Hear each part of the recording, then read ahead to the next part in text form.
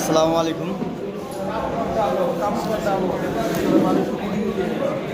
3 দিন ধরে মনটা খুব খারাপ। বাংলাদেশে এত বড় একটা ট্র্যাজেডি ঘটে গেল।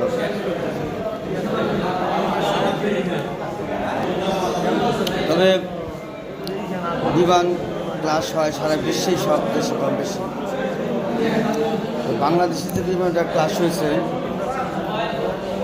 এটা আনএক্সপেক্টেড।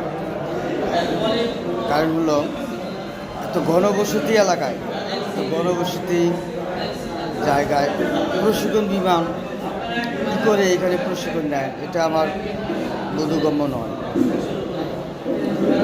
তো আমি বাংলাদেশ বিমান বাহিনীকে বিশেষভাবে অনুরোধ করব, পরবর্তীতে বিমান যখন প্রশিক্ষণ দেবে সেটা যেন যশোর এমনকি মধুপুরগড়ের ভিতরে একটা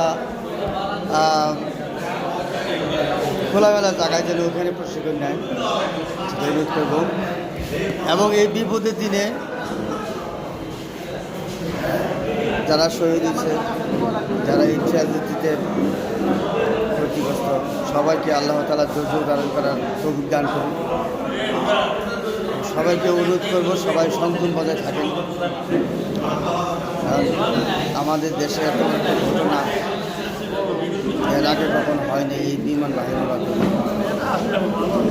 কিন্তু মানুষ মাত্রই মৃত্যু আছে, অনেকগুলো ভবিষ্যৎ ধ্বংস হয়ে গেছে, নষ্ট হয়ে গেছে, খারাপ লাগছে।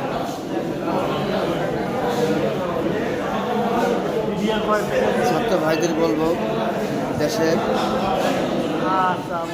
শৃঙ্খলা বজায় রাখার জন্য কাজ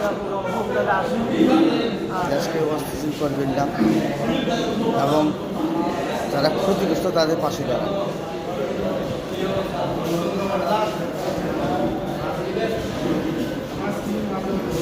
মাইলস্টোন স্কুলে যে ভয়াবহ ট্র্যাজেডি,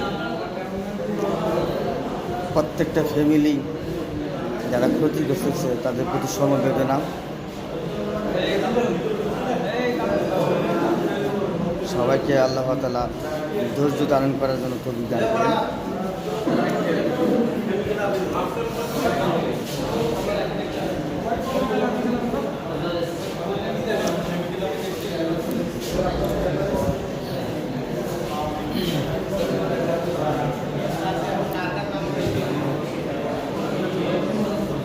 খুবই খারাপ লাগতেছে, 3 দিন ধরে মনটা ভালো নেই।